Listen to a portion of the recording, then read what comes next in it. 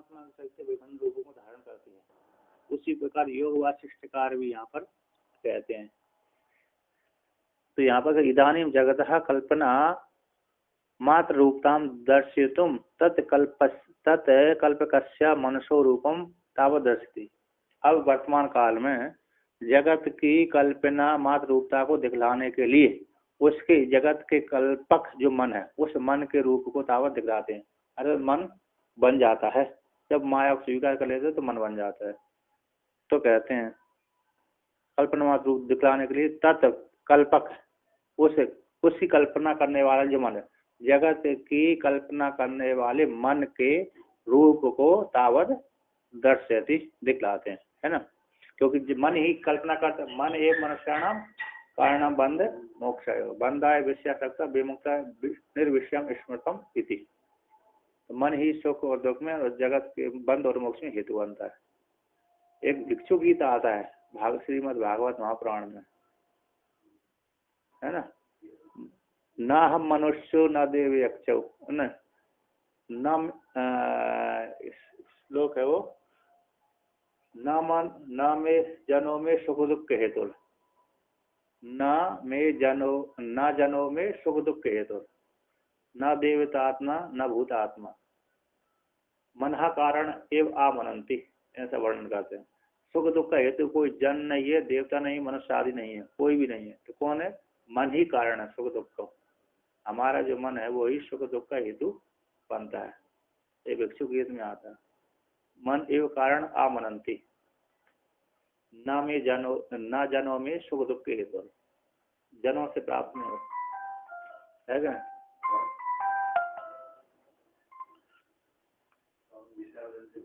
हाँ, आपको दुख हो रहा है तो आपको रिएक्ट नहीं करना चाहिए, उल्टा आपने उसको कृतज्ञता थैंक्स बोलना चाहिए और दक्षिणा भी देना चाहिए। कॉम्प्लिकेटेड होता है, पता है कि वो पोस्टमैन है, पोस्टमैन बन के हमारा प्रारब्ध जो भी है भोगा रहा है। हाँ, अगर आपको ये विश्वास नहीं है तो तो वहाँ अहिंसा ही एक व्यक्ति मिल जाए, ऐसे निमित्त बन के ऐसा ही वो दूसरे में मिल जाएगा। हाँ, और क्या, हमारा मन ही है व्यक्ति का, जो मन जैसा बन गया, जैसे अन्न खाए वैसे मन बना, जैसे खाओगे अन्न वैसे बनेगा मन। आहार भोजन सत्व शुद्धि, आहार सत्व शुद्धि, आज जैसे आहार करेंगे उसी प्रकार की अंतःकरण बनेगा। तो कहते हैं सा आत्मा सर्वगो राम नित्योदित महाबपुः यन्मनागमननीं शक्तिं धत्ते तन्मन उच्यते। कहते हैं हे राम, सर्वगो स आत्मा, वह सभी जगह गई हुई जो आत्मा है, नित्य गमनशील है, नित्य उदित महाबपु, नित्य उदित स्वरूप वाली है, प्रकाश स्वरूप है, महादेश काल आदि परिच्छेद से रहित है, नित्य उदित महाबपु व्यापक स्वरूप वाली है। ऐसी जो व्यापक स्वरूप वाली आत्मा है वह यन मनाग मननीम शक्ति, जो मनन करने वाली थोड़ी सी शक्ति को धारण करती है। मना क्या बोलते हैं? थोड़ी सी, मनाक है ना। मकार को देख करके घंकार हो गया, नासिको। हाँ, तो कहते यत जो आत्मा है वह आत्मा मनाक मननीम शक्ति, थोड़ी सी मननशील वाली जो शक्ति धारण करती है, जिस काल में धारण करती है, कहते तदा काल में, उसी काल में तन मन इति उच्यते, उस काल में वो मन बन जाती है। मन करने वाली जब शक्ति को धारण करती है तो मन बन जाता है उसका। तो टीकाकार कहते हैं नित्य उदित महाबपु, जो नित्य उदित महाबपु है, नित्यम सदा उदितम, हमेशा तीनों कालों में उदित रहता है, प्रकाशमान उदित है ना। उदित कौन सी धातु होगी? उतेता, उदिता, उदिता ऋण धातु प्राप्त है ना, उदिता आदि। तो प्रकाशमान, महादेव, तो महान एवं आत्मा है, महत देश काल आदि से परिच्छेद से रहते, ऐसे बपु स्वरूप है, ऐसे जिसका सा महाउदित बपू वाली आत्मा है, महा नित्य नित्य महाउदित बपू वाली स्वरूप वाली आत्मा है। कहते यद यद यस्मिन काले मनाग ईषद मननीम स्वपर अवबोधन रूपाम शक्ति माया परिणाम रूपाम दत्ते धारयति तद तदा मन इति उच्यते। कहते जिस काल में थोड़ी सी भी, ईषद है थोड़ी हुई, मना के नहीं काट दी, ईषद थोड़ी सी भी मनन जो मननी शक्ति है, उस शक्ति को स्व पर अबोधन, स्व को बोध कराने वाली और पर को अबोधन रूप की शक्ति है, स्व पर बोधक है ना, स्व और पर अबोधन रूपा शक्ति को माया परिणाम रूपा, जो शक्ति कैसे माया की परिणाम स्वरूप है, ऐसी शक्ति को जब धारण करता है परमात्मा, तब तदा उस काल में मन इति उच्यते, उस काल में उसको क्या बोलते हैं, मन कह रहे थे, समष्टि मन। मन यहाँ पर आप कौन सा आ गया, समष्टि मन आ गया, यानी हिरण्यगर्भ आ गया, है नहीं, समष्टि बुद्धि, समष्टि बुद्धि को हिरण्यगर्भ कहते हैं। अब आगे कहते हैं इदानीम कल्पना प्रकर्म, अब सृष्टि की कल्पना के प्रकार को कहते हैं। इस प्रकार से मन बन गया, मन हो गया तो सारा संसार आ गया, मन नहीं है तो संसार भी नहीं है। आदौ मनसे तदनुबंध विमोक्ष दृष्टि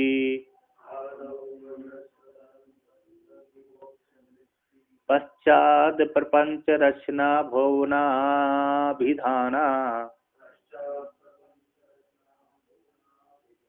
इत्यादि का स्थितिरियं ही गता प्रतिष्ठाम आख्यायिका सुभग बाल जनोदितेवा।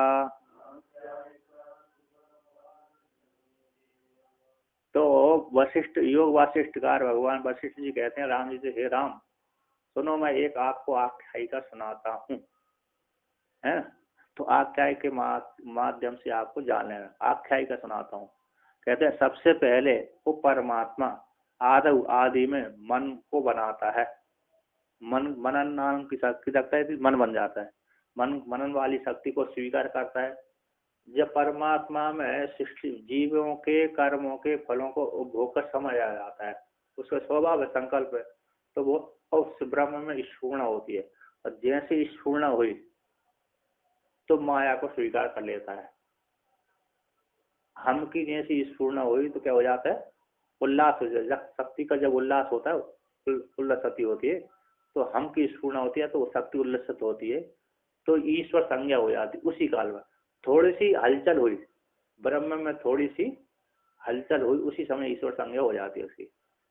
जब बिल्कुल भी हलचल नहीं होती तब तक ब्रह्म रहता है, और जैसे ही थोड़ा सा एक इंच भी, एक नोक के बराबर, बाल के अग्रभाग के नोक के बराबर ही जब हल हो जाती है, हलचल हो जाती है, तो क्या हो जाता है, उसी काल में ईश्वर हो जाता है। कहते हैं आज जब ईश्वर हो गया तो फिर मन भी बन गया, है ना, समष्टि बुद्धि को स्वीकार कर लेते, मन बना लेता है, मन शक्ति को धारण कर मन बन जाता है। तो आदि में सबसे पहले क्या बना लिया, मन बना लिया।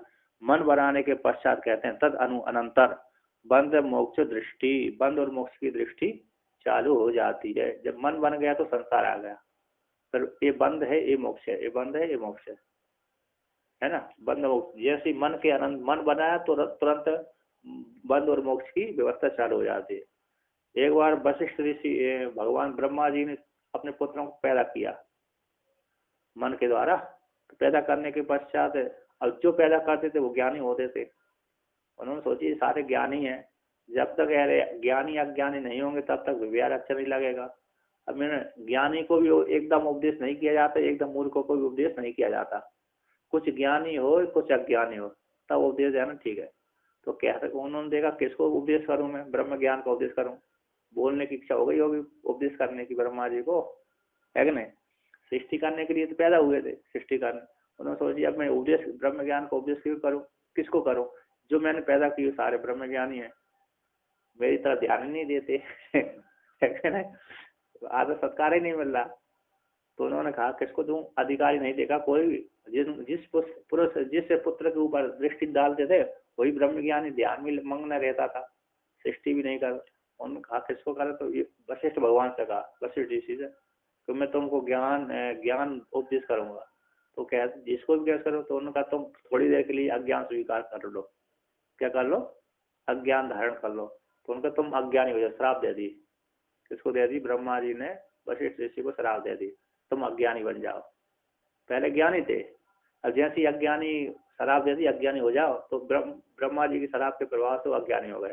तो जब वशिष्ठ भगवान, तो जब अज्ञान हो गए तो उनको भय लगा जगत को देख करके, तो ब्रह्मा जी पुनः शरण में गए, हे पितामह मेरे इस संसार से तारो। तो ब्रह्मा जी ने ब्रह्म ज्ञान को उपदेश किया। तो पहले जो नित्य मुक्त थे, अवस्थित थे, उससे दुगने प्रकाशित हो गए वशिष्ठ।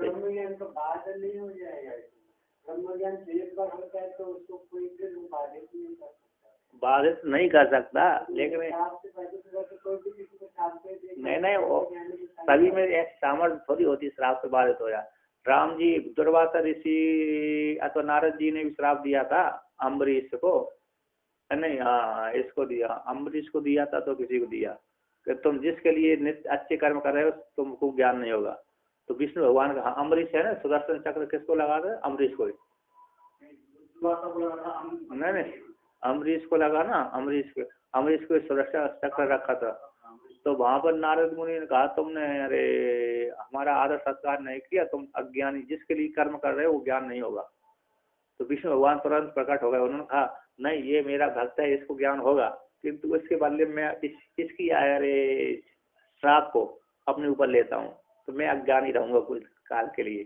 तो कुछ काल के लिए स्वीकार कर लेते हैं, इसलिए राम जी ने स्वीकार किया था उस श्राप को सिद्ध करने के लिए। नारद मुनि की और पर्वत मुनि है ना, दोनों मामा भांजे हैं, नारद मुनि और पर्वत मुनि मामा। नहीं सभी में सामर्थ्य थोड़ी होती है, सभी में सामर्थ्य वो नहीं देगा, उसकी दृष्टि कल्पना ऐसे नहीं होगा। वो तो ब्रह्मा जी ने उपदेश देने के लिए, उनको ब्रह्म ज्ञान की परंपरा चलाने के लिए उनको ऐसा श्राप दिया। कथा ही तो है, और का पुराण की कथा ही तो है, पुराण की कथा वर्णन की है, तात्पर्य नहीं, मतलब ये आख्यायिका जैसे इस प्रकार से उन्होंने वर्णन किया कि जब ब्रह्म व्यक्ति को अज्ञान होता है तो वो ब्रह्म ज्ञान के लिए छटपटाता है, अपने स्वरूप को जानने के लिए।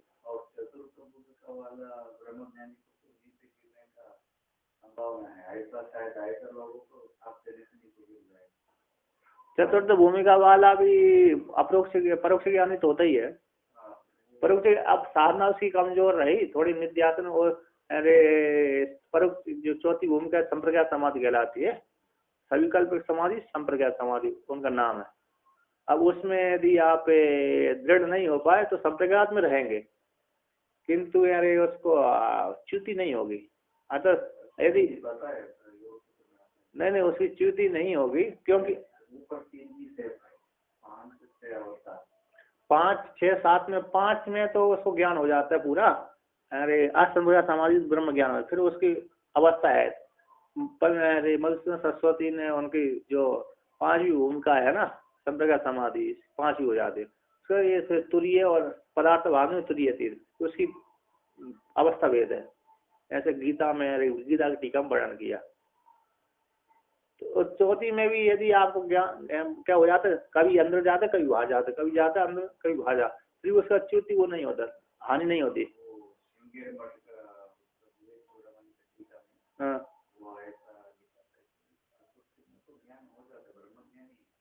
लेकिन वो विचार में पड़ता से अगर थोड़ा बातचीत की लोग की तरफ गिरने की संभावना है। वो मतलब ऐसा नहीं कि पूरा जीत लिया, ऐसा नहीं बोल सकते, वो अंतिम श्वास तक थोड़ा अलर्ट रहना होता है। जो संप्रज्ञात कुछ नहीं होता है। सिद्धि तो योग की कल्पना, सिद्धि तो योग है ना, सिद्धि तो योग की महिमा है, प्राणायाम की महिमा है, ना कि ज्ञान की। चतुर्थ भूमिका में जब दृढ़ निश्चय मतलब और ज्यादा राग हो गया ना, संप्रज्ञात समाधि में दृढ़ राग हो गया तो असंप्रज्ञात में पहुंच ही जाते व्यक्ति। अब वो तो पूर्व संस्कार से आएगा, उसकी पूर्व की साधना थी। व्यक्ति को जन्म से ही जिसने पूर्व अच्छे कर्म करे थे उसको शरीर का जन्म कहाँ प्राप्त होता है, उसको बड़े सेठ के घर में पैदा होता है वो।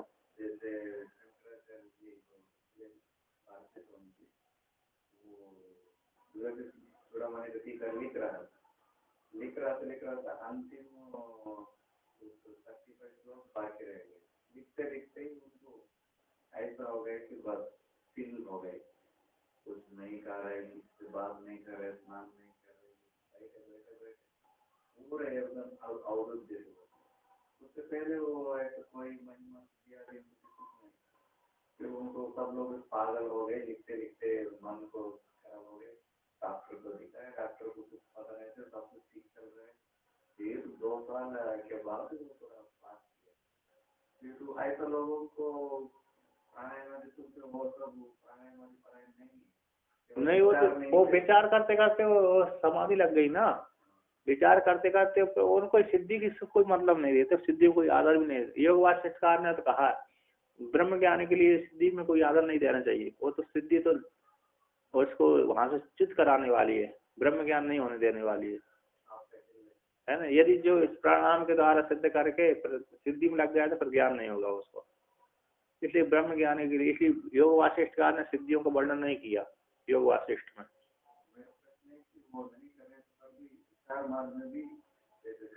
जितना भी है वो सब विचार पढ़ाए नहीं थे, 9 से 10 लोग सब आप विचार सिद्धि आ जा, वो तो सिद्धि विचार करते परमात्मा का नाम है कि नहीं है, तो परमात्मा का नाम होने से, परमात्मा के नाम से वो सिद्धि आ जाती, अपने आप आ जाती है।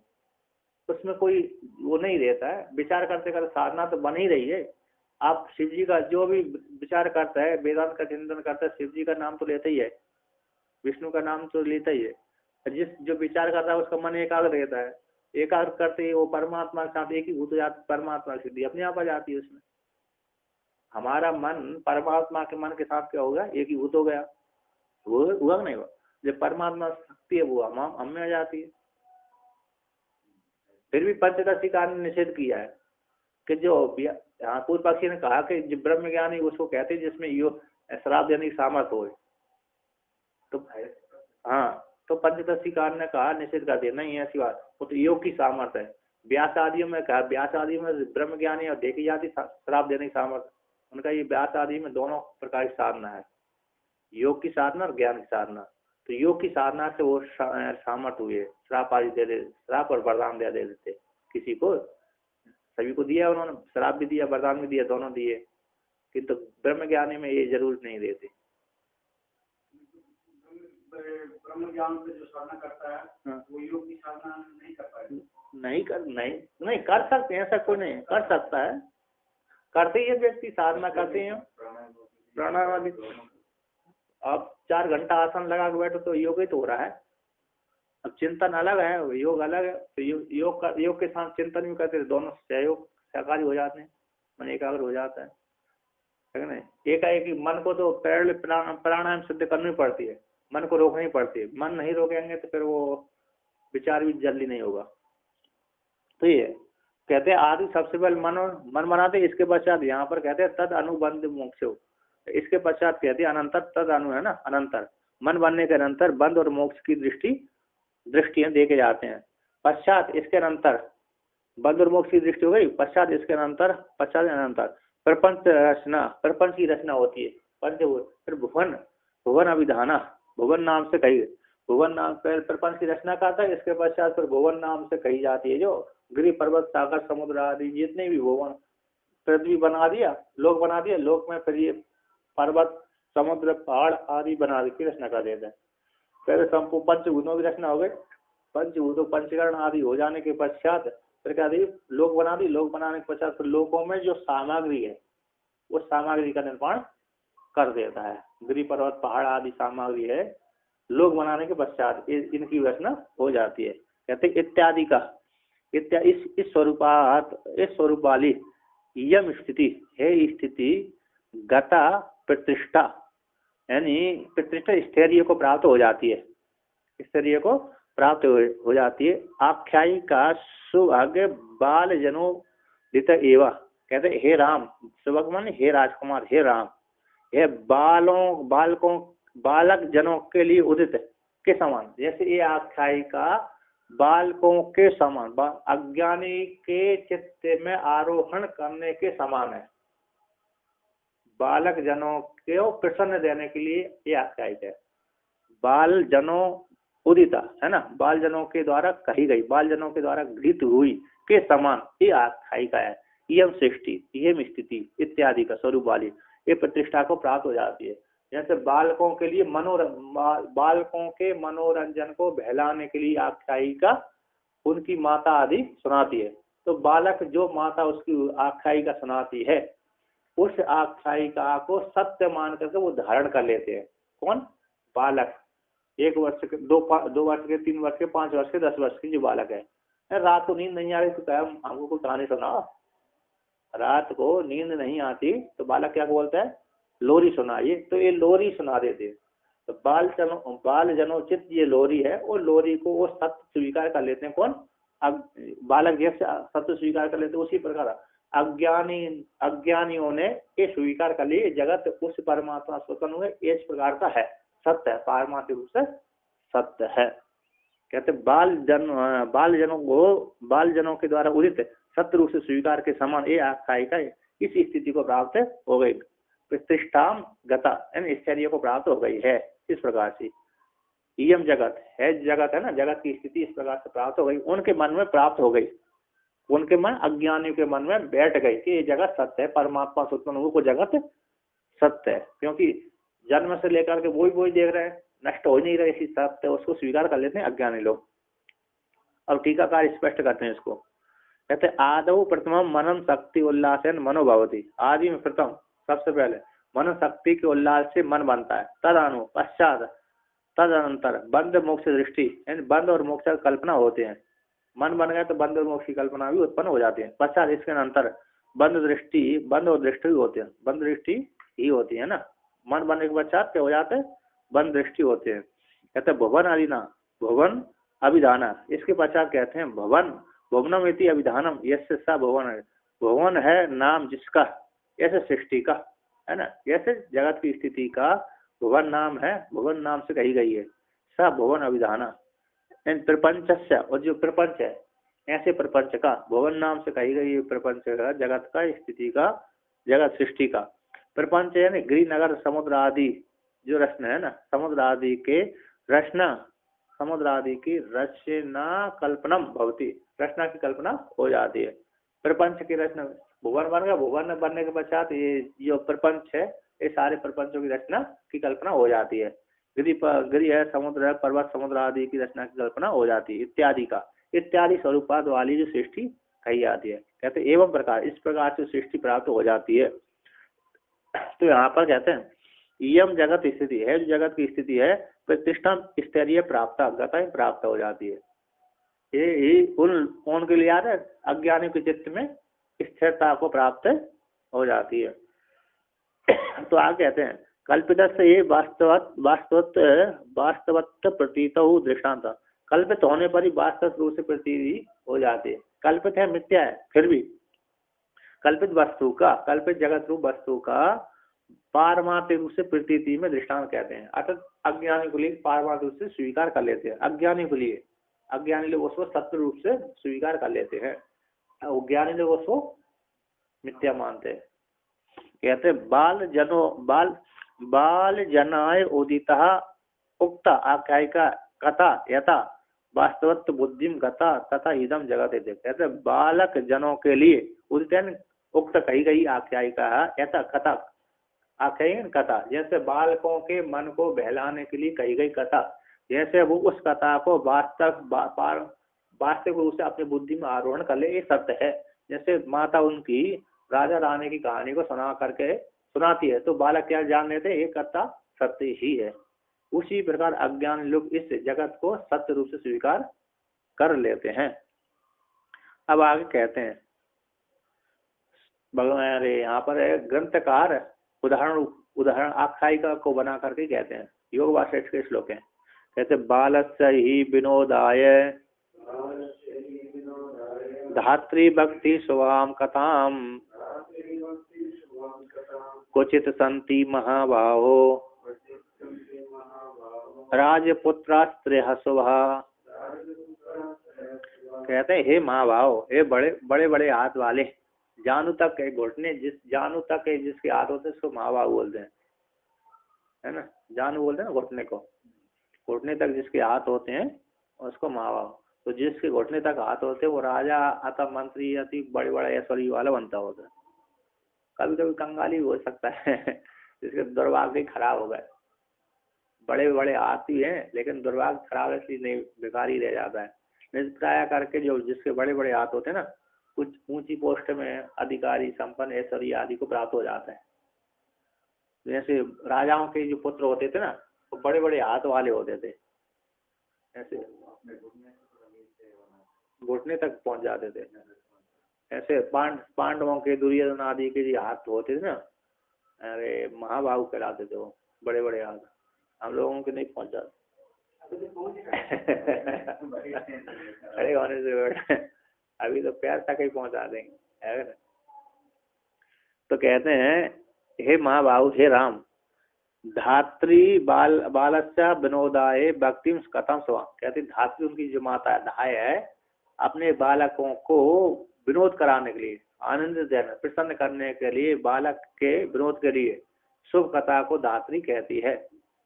राज क्या कहती है, हे महाबाहु, वो कथा कहती है, शुभ कथा कहती है। कहते हे महाबाहु, कुचित वो कथा सुनाती है उनके अपने बालकों को, बालक के विनोद के लिए, बालक के विनोद के लिए शुभ कथा कहती है। तो कहती है राजपुत्र किसी देश में, कहीं किसी काल में राजपुत्र त्रयो सवा, तीन किसी देश विशेष में तीन राजपुत्र थे, है ना। कुछ संति, कुछ किसी देश विशेष में तीन राजपुत्र थे, अतः हैं, संति है ना, है, थे। तो कहते हैं यहाँ पर, अब आगे कहते हैं दौ न जातौ ततैकस्तु गर्भ एव न च स्थितः वसन्ति ते धर्मयुक्ता अत्यंतः सति पत्तने। कहते शुभ कर्म करने वाले तीन राजपुत्र किसी देश विशेष में रहते थे, थे तीन थे, है ना। शुभ कर्म करने वाले, अशुभ कर्म करने वाले नहीं थे, शुभ कर्म करने वाले तीन राजपुत्र थे। शब्द ज्ञानानुपाति वस्तु सुनो विकल्पा, इस सूत्र को उदाहरण देते हैं यहाँ पर। कहते हैं दो न जाता हो, दो तो उत्पन्न ही नहीं हुए, दो तो उत्पन्न ही नहीं हुए, तथा एक अस्तु गर्भ, और दूसरा एक तो गर्भ में ही न स्थिता, तथा एक अस्तु गर्भ एव न स्थिता, और एक गर्भ में ही नहीं आया। दो तो उत्पन्न नहीं हो, एक गर्भ में पैदा ही नहीं, गर्भ में आया ही नहीं, और बैटिंग लिस्ट में होगा, इंतजार इंतजार करना है। शुभ कर्म करने वाले थे, आपका का तात्पर्य सुने, है कि नहीं। तो इसका तात्पर्य है कि आता तो हुआ ही नहीं है, दो तो भूतकाल और वर्तमान काल हुए ही, पैदा ही नहीं हुए। भविष्य काल तो गर्भ में ही नहीं आया, भविष्य काल है ना, ये तो गर्भ में आया ही नहीं, और भूतकाल और वर्तमान काल तो पैदा ही नहीं हुए।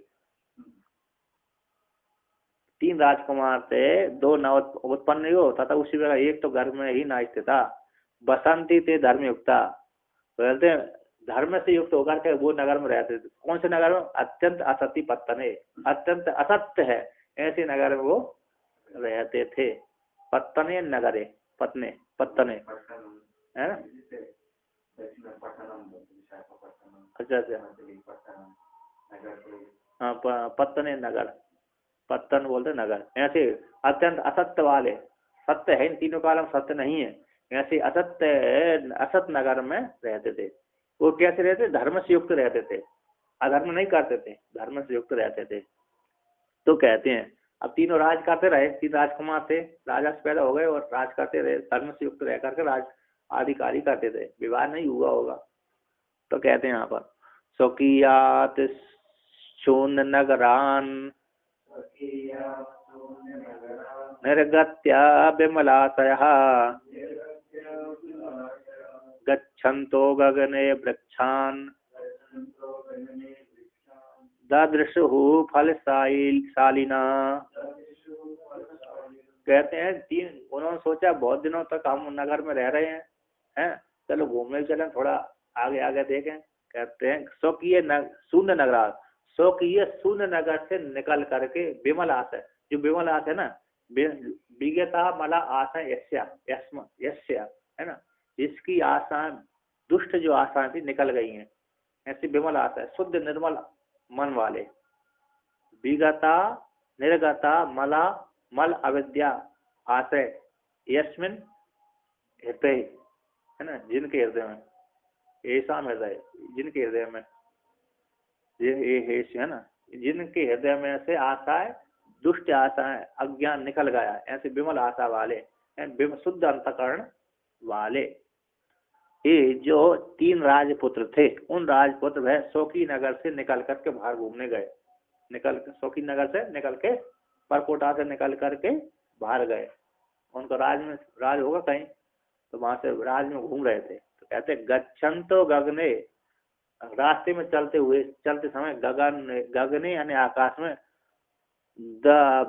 फलशालीन वृक्षान ददृशु, कल फल से लदा हुआ, फलों से भरा हुआ, खचाखच भरा हुआ ऐसे वृक्षों को उन्होंने आकाश में कहते ददृशु, फलशालीना वृक्षान ददृशु, फल से लदा हुआ, आकाश में फल से लदा हुआ वृक्षों को देखा। आकाश में देखा, जमीन पे नहीं देखा, है कि नहीं। तो जो भी वृक्ष देते हैं हम भी आकाश में देखते हैं, जमीन में तो उसी पे रहती है, आकाश में देखता है। तो लोग आप कहते हैं ना, कहाँ कौन से नंबर है रे, वो है ना लाट है, वो तो 7वें 8वें नंबर पे आता है, यानी आकाश को उन्होंने खरीदा है। नीचे का तो, नीचे वाला का तो ठीक है, वो तो जमीन पे रहेगा। नहीं अभी तो पार्क में नीचे में तो ग्राउंड वो फ्लोर बना दिया, नहीं इससे पहले थोड़ा तो जमीन और नीचे रेता लगा। हाँ भाई, अभी तो गाड़ी खड़ी करने के लिए उन्होंने अब ऊपर का नीचे का रख दिया, तो इसलिए वो आकाश कोई खरीदते हैं और कितने पैसों में। अब नीचे, अब जब गिरता है तो सब एक साथ सारे चले जाते हैं, नीचे का तो नहीं भग सकता, नीचे के लिए तो उसकी जमीन है। नहीं, वो ऐसा होता है, जब 100 साल तक की सबको परमिशन है।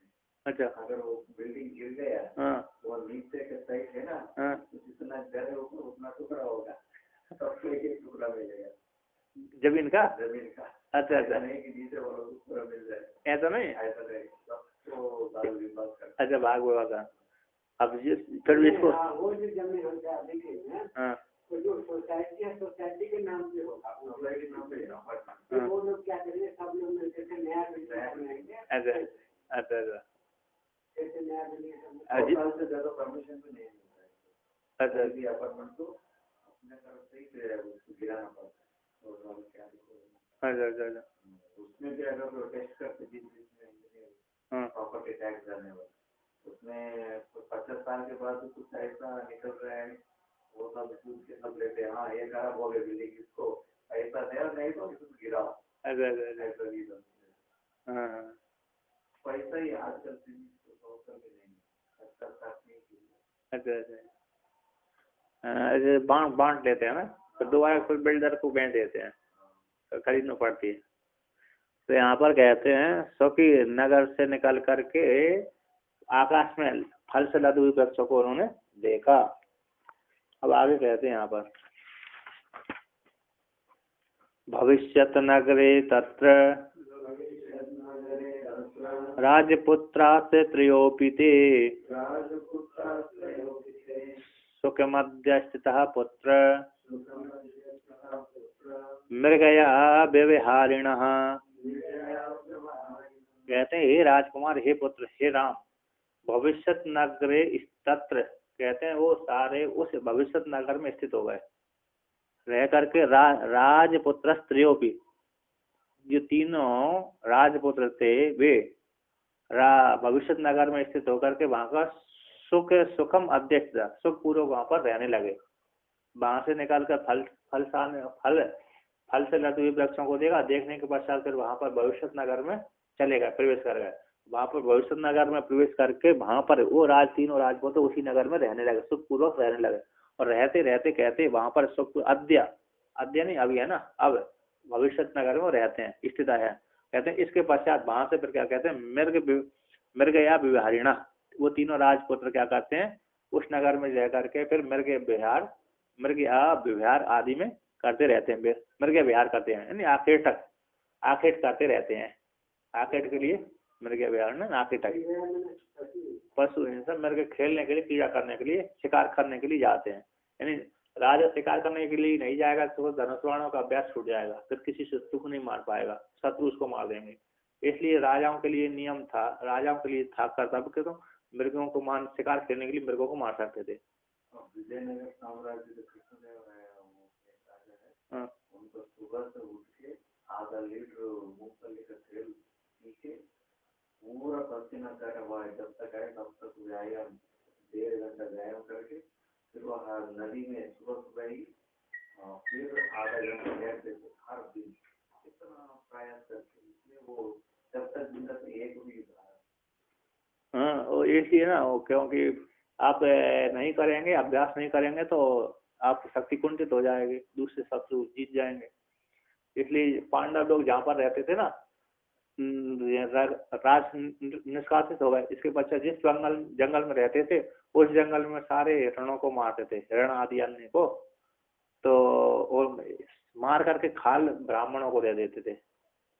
हाँ, ब्राह्मणों को दे देते, ब्राह्मण भी बहुत हो देते थे, मांस भी खाते थे ब्राह्मण भी, कुछ खाते थे कुछ नहीं खाते, और कुछ खाते थे, अभी खाते हैं, दक्षिण में तो खूब खाते हैं।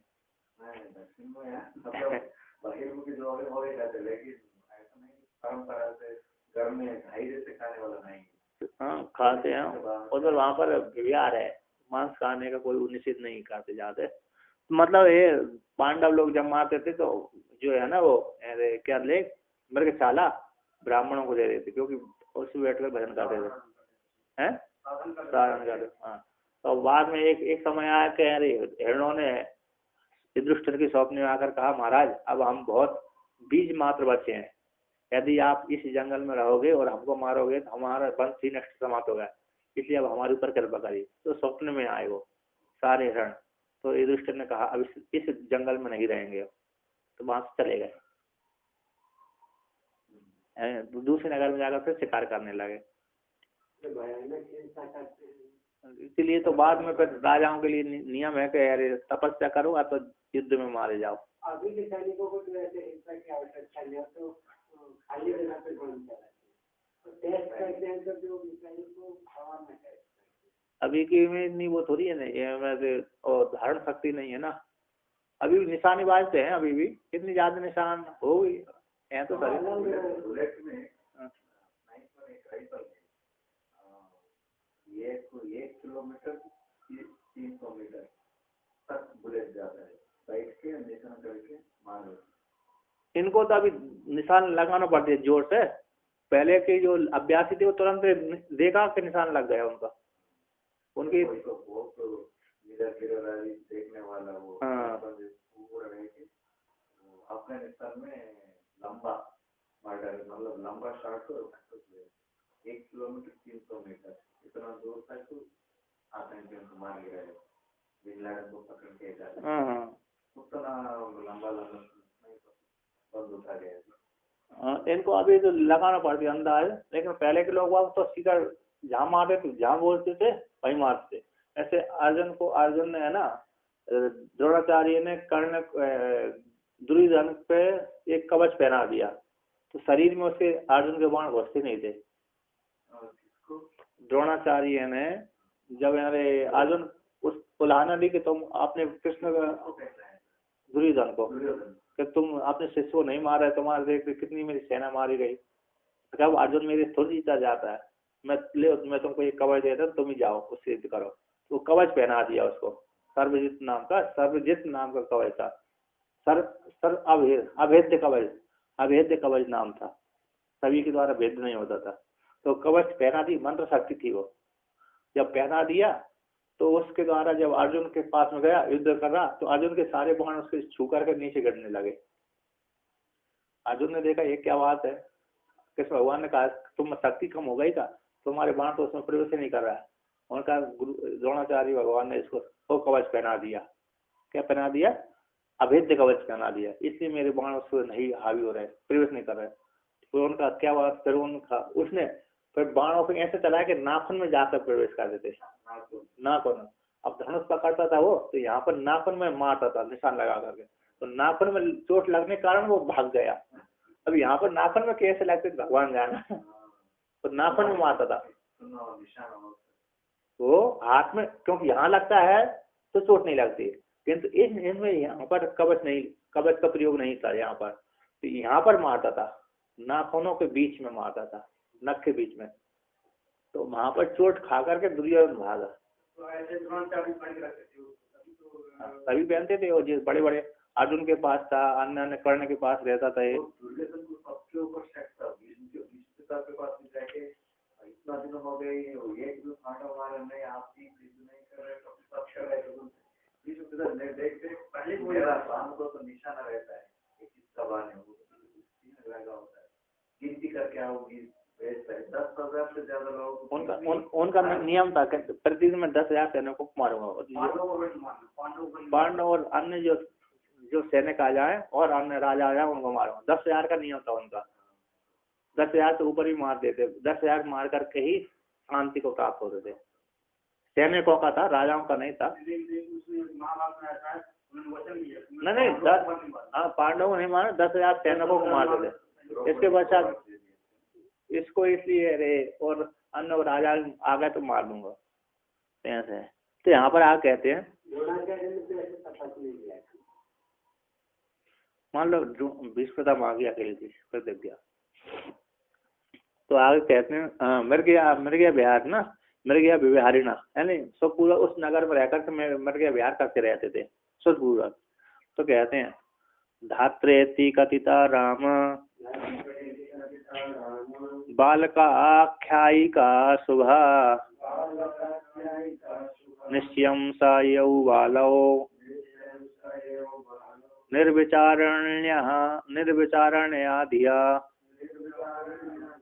कहते हैं हे राम, धात्री के द्वारा कही गई ये कथा बालकों के लिए, बालक आख्यायिका जो शुभ कथा है और धात्री के द्वारा कही गई है, वह बालकों के लिए निश्चित रूप से प्राप्त हो जाती, बिना विचार करने वाले बालकों के द्वारा वो आख्यायिका कैसे हो जाती है, सत्य रूप से स्वीकार कर लेते, उनकी बुद्धि में आरोहण हो जाती है, निश्चय को प्राप्त हो गई। सब आख्यायिका उन बालकों, वो बालक है उस आख्यायिका को सत्य रूप से स्वीकार कर लिया, तो उनके चित्तों में धारण हो गई, सत्य है।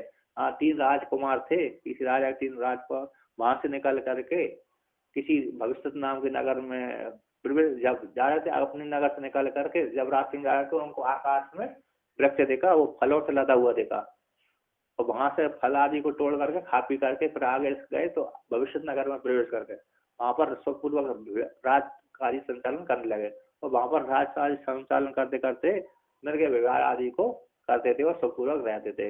ये जो आख्यायिका है बालकों को सत्य रूप से स्वीकार कर लेते, उसने श्रद्धा से सुनते थे, उसको सत्य मानकर स्वीकार कर लिया उन बालकों ने।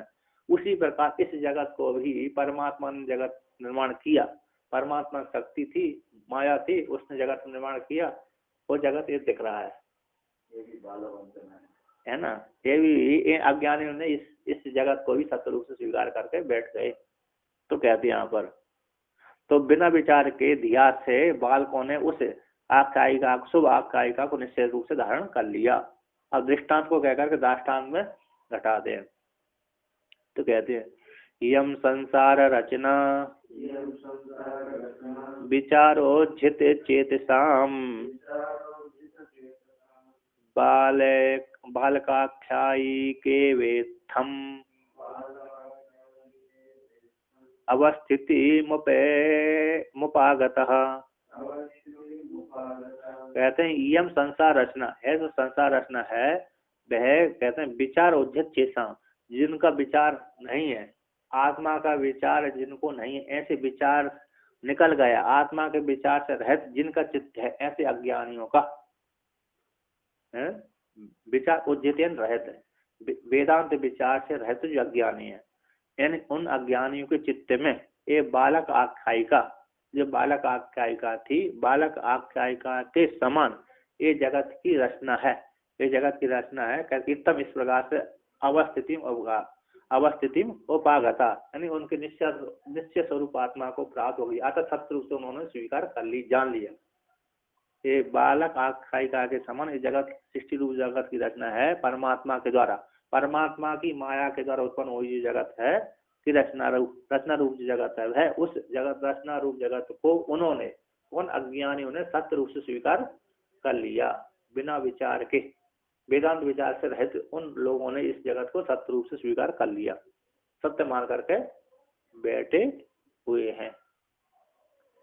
अवस्थिति में अव्यागता, अवस्थिति को प्राप्त हो गई। अतः उनके बुद्धि में आरोहण हो गया, चित्त में आरोहण होगा कि हाँ ये जगत सत्य परमात्मा से उत्पन्न हुआ है ना। तो आगे कहते हैं वशिष्ठोक्त उपसंहार, वशिष्ठ ऋषि के द्वारा, वशिष्ठ भगवान के द्वारा कही गई वाक्य का उपसंहार करते हैं। इत्यादि भीरुपाख्यानेर माया शक्तिश्च विस्तरम वशिष्ठः कथयामास सैवा शक्तिर्निरूप्यते। कहते इत्यादि श्लोकों के द्वारा, इत्यादि उपाख्यानों के द्वारा माया शक्ति का विस्तार का वर्णन कर दिया। इत्यादि ये माया शक्ति है न होकर के दिखला दिया। यहाँ पर कहते हैं अरे शब्द ज्ञान अनुपात तुमने विकल्प सूत्र है ना, शब्द के अनुसार ज्ञान हो रहा है किंतु वस्तु देखो तो कुछ भी नहीं है। ना तो 3 राजकुमार थे, न गंधर्व, उन्होंने आकाश में भी अरे फलों से लदा हुआ वृक्ष भी नहीं देखा, और शिकार भी है आखेट को भी नहीं गए, लेकिन उसको शब्द के अनुसार हमको ज्ञान हो रहा है। भगवान भास्कर ने किस श्लोक लिखा इस पर, मृग तृष्णाम भशिष्णाता खा पुष्पकृत शेखरा ऐसा बंध्यो सुतो याति सश्रृंग धनुर्धरा। मृग तृष्णा के जल में स्नान करके बंध्या का पुत्र आ रहा है। मृग तृष्णाम भशिष्णाता खा पुष्पकृत शेखरा ऐसा बंध्या सुतो याति सश्रृंग धनुर्धरा। किसी दूसरे राजा ने बंध्या के पुत्र के राज के ऊपर आक्रमण कर दिया। किसी दूसरे राजा ने बंध्या के पुत्र के राज के ऊपर आक्रमण कर दिया, तो बंध्या के पुत्र के ऊपर आक्रमण कर दिया, तो वो भी सर धज करके कहते क्या किया, बंध्या के पुत्र ने मृग तृष्णा के जल में स्नान किया। स्नान करने के पश्चात आकाश की पुष्प की माला बनाई और बना करके धारण कर लिया। मृग तृष्णा वशिष्ठा तो खा पुष्प के शेखरा, आकाश पुष्प की माला को धारण कर लिए। और कहते धनुष्बाण कहाँ से बनाए, उससे खरगोश के सींग की उसने धनुष्बाण बना लिए। ऐसा बंदे सत्य आदि सत्य धनुर्धर, यानी इस खरगोश के सींगों के धनुष्बाण बना करके कंधे मुकुट आदि पहन करके बंध्या का पुत्र राजा से 2-2 हाथ करने के लिए आ रहा है क्या नहीं, राजा से 2-2 हाथ करने के लिए आते, उसको हराने के लिए, जीतने के लिए, दूसरे राजा को जीतने के लिए चल पड़ा है। तो इस प्रकार के यहाँ पर ज्ञान तो हमको हो रहा है, ज्ञान तो ये नहीं कह रहे ज्ञान नहीं होगा, किंतु वस्तु देखो तो कुछ भी नहीं है। ना तो मृग तृष्णा का जल है, ना बंध्या का पुत्र हो। तो बंध्या का पुत्र होगा तो बंध्या नहीं कहलाएगी, सही ना। बंध्या के यदि पुत्र हो जाए तो फिर बंध्या वो नहीं कहलाती। मृग तृष्णा का जल भी नहीं होता। हाँ, तो उसी प्रकार ये है तीन राजकुमार वाली कहानी मिथ्या ही है, किंतु वो मिथ्या कहानी कोई भी बालक सत्य स्वीकार कर लेते हैं। उसी प्रकार माया के द्वारा रचना की गई जगत को ही अज्ञानी लोग सत्य स्वीकार करके बैठते हैं, है ना। ज्ञानी लोग तो मिथ्या रूप से ही जानते हैं इसको, वो भी जब भी देखेंगे सृष्टि को तब मिथ्या ही जानेंगे। तो आगे कहते हैं उपाख्यान माया शक्ति का विस्तार है। वशिष्ठ भगवान ने खत्या मासा साइव शक्ति निरूपता, उसी शक्ति को जो परमात्मा शक्ति का ही निरूपण किया है। सैव शक्ति निरूप्यते, उसी शक्ति का निरूपण किया है। वह शक्ति ही निरूप्यते, शक्ति के द्वारा शक्ति का निरूपण किया गया है। शक्ति के द्वारा शक्ति ही निरूप्यते, शक्ति ही निरूपण किया है ना। क्योंकि वशिष्ठ भगवान आदि भी क्या शक्ति से ही तो बोल रहे हैं। चेतन तो बोलता नहीं है ना। चेतन में तो लिंग आदि शरीर आदि होते नहीं, तो शक्ति के लिंग शक्ति के माध्यम से क्या लिंग बन गया, वो शक्ति के माध्यम से शक्ति का व्याख्यान हो रहा है। शरीर के माध्यम से शरीर पंचभूतों के द्वारा पंचभूतों का ही व्याख्यान हो रहा है। पंचभूतों के द्वारा पंचभूतों का ही व्याख्यान हो रहा है। तो आगे कहते हैं कहते एवं उसके माया के सद्भाव में प्रमाण को परनाश करके तस उसके अनिर्वचनीयत्व को कहने के लिए कहते हैं। प्रीति जाने थे सैव शक्ति निरूपित है, शक्ति का निरूपण किया गया है, निरूपित है यानी मिथ्या रूप से कथन किया गया है, मिथ्या ही है, अनिर्वचनीय है, उसका न सत्य कह सकते न असत कह सकते। तो कहते हैं अब कार्यादाश्रय तस्चैषा भवेत् शक्तिर विलक्षणा स्फोटांगारौ दृश्यमानौ शक्तिस्तत्रानुमीयते। कहते हैं कार्य से और आश्रय से वह शक्ति भविष्य शक्ति विलक्षणा, ऐसा जो शक्ति है ना विलक्षण शक्ति कार्य से और आश्रय से जानी जाती है, कार्य से और आश्रय से ऐसा शक्ति विलक्षण होती है ना। यहाँ पर कहते हैं ऐसा जो शक्ति है भविष्य विलक्षण शक्ति है, कार्य से जानी जाती है और आश्रय में रहती है। वो कार्य से और आश्रय से विलक्षण शक्ति होती है, वहां पर अनुमान किया जाता है। कार्य से और आश्रय से ऐसा शक्ति विलक्षण शक्ति है, कैसी है शक्ति वहां पर उस कार्य के द्वारा अनुमान किया जाता है।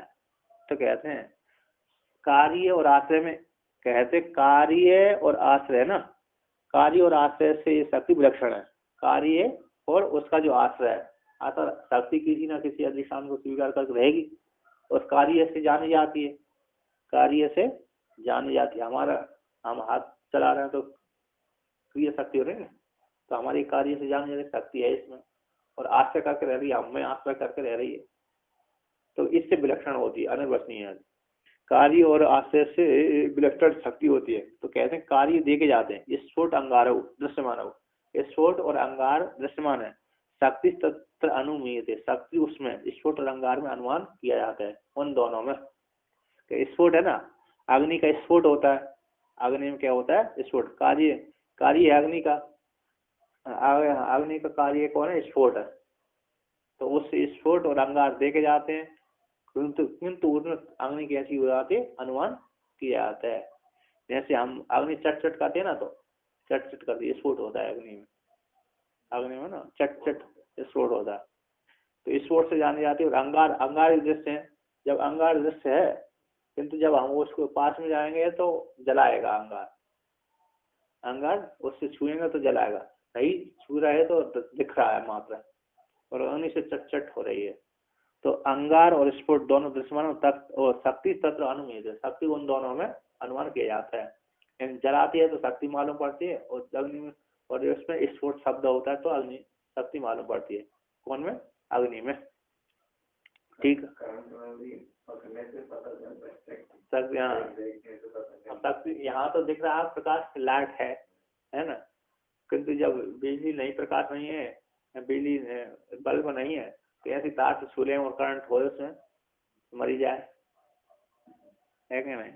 तो यहाँ पर ठीक है कहते हैं ये सब माया शक्ति कार्य से सो कार्य भूतात जगत आश्रितः सो, कहते हैं ऐसा जो माया शक्ति कार्य से सो कार्यभूत जगत से, वो कार्यभूत जगत से, और आश्रिता यानी आश्रय से, स्व आश्रय से, ब्रह्म के आश्रय से विलक्षण विपरीत स्वभाव वाली होती है।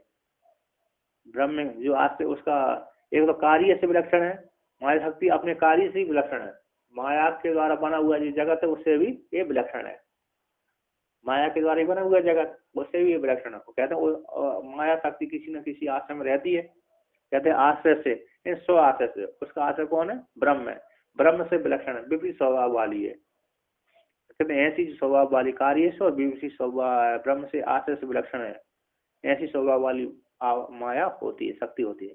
कहते माया शक्ति कार्यात, माया शक्ति है कार्यात आश्रय तो विलक्षण दृष्टांत है। माया शक्ति कार्य से और आश्रय से विलक्षण को दृष्टांत को लेकर के स्पष्ट करते हैं। स्फोट अंगारो बननेगत शक्ति है कार्य रूप स्फोटा आश्रय रूप अंगारच्छा प्रत्यक्ष गमो। कहते बननेगत शक्ति का जो कार्य रूप कौन है स्फोट है, चट है ना, स्फोट होता है, स्फोट हो जाता है, शब्द स्फोट होता है ना, शब्द स्फोट, हम बोल रहे हैं शब्द का स्फोट हो रहा है, हाँ जो बोलता है ना व्यक्ति वो शब्द का स्फोट है ना। अग्नि का स्फोट क्या होगा, चट चट हो गया। कहते बन्नीगत शक्ति का कार्य रूप जो स्फोट है और आश्रय रूप अंगार, उस बन्नी और अग्नि का जो अग्नि का आश्रय कौन है? अंगार है। अग्नि भी ऐसा नहीं दिखेगी हमको, यहाँ रखी हुई वस्तु। अग्नि को हम क्या देखेंगे? हम माचिस में अग्नि है किंतु वो जला नहीं रही। माचिस में क्या है? अग्नि तो है किंतु जला नहीं। हम उस अग्नि को छू लेते हैं, नहीं जल पा, तो हम तो रोगा से कर देते हैं, फिर जलाए, छुएंगे तो जलाएगी, जला देगी। जबकि विद्यमान प्रत्यक्ष देख रहा है किसमें अग्नि है, जलाती है, आग लगाती है ये माचिस, किंतु उस माचिस को छूने पर भी हमारा नहीं जलता, हमारा कुछ नहीं बिगड़ता। कहते बन्नी भी आश्रय रूप, बन्नी का आश्रय कौन है? अंगार है, और अंगार में प्रत्यक्ष अग्नि देख रही है। कहते आश्रय रूप जो अंगार है प्रत्यक्ष गमो, प्रत्यक्ष जाने जाते हैं दोनों। शक्ति तो कार्य अनुमेय, शक्ति कैसे? कार्य से अनुमेय है। अतः ताभ्याम सा विलक्षण, इसलिए ये स्फोट और आश्रय रूप है, अंगार से विलक्षण है अग्नि शक्ति। अतः इसी ताभ्याम दोनों, स्फोट से और उसके आश्रय अंगार से विलक्षण कौन है? अग्नि शक्ति, शक्ति, वो शक्ति विलक्षण है, भिन्न है, और कार्य के द्वारा जाने जाते। जब तक अंगार है कुछ नहीं है, जब उनको हमको उसको छू लेंगे तो जला देगी, नहीं छूएंगे तो नहीं जला रहे। जो जिस काल में छू लिया तो जला दिया, तो उसमें लकड़ी डाली तो खत्म हो जाएगी और भस्मीभूत हो जाएंगे। हाँ ठीक है।